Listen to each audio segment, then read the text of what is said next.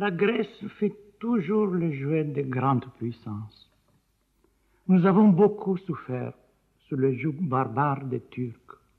Nous avons beaucoup souffert et nous souffrons encore sous le joug hypocrite des grandes puissances.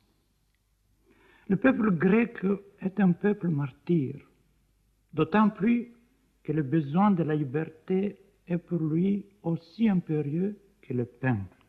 Il a une sensibilité innée qui le rend vulnérable à toute atteinte à la liberté. Non seulement à la liberté à lui, mais à toute lésime liberté chez n'importe quel peuple.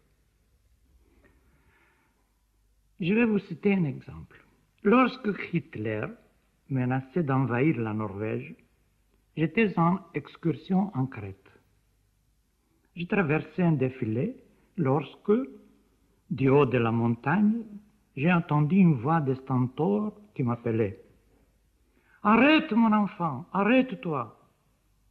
Je m'arrêtai, je levai les yeux et je vis sauter de rocher en rocher un vieux berger. « Comment va la Norvège, mon enfant ?»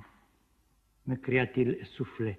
« Elle va mieux, grand-père, lui répondis-je. Elle va mieux. »« Dieu soit loué, dit-il, et il fit le signe de la croix. « Veux-tu une cigarette, grand-père?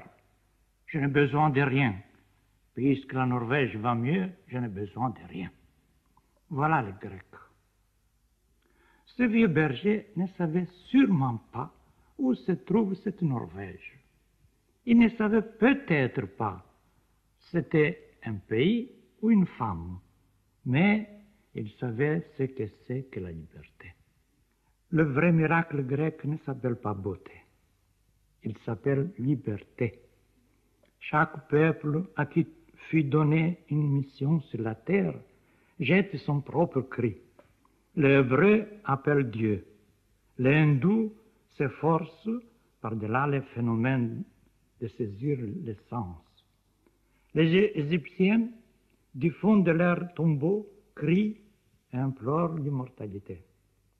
Aux Grecs a été donnée la mission de transformer l'esclavage en liberté.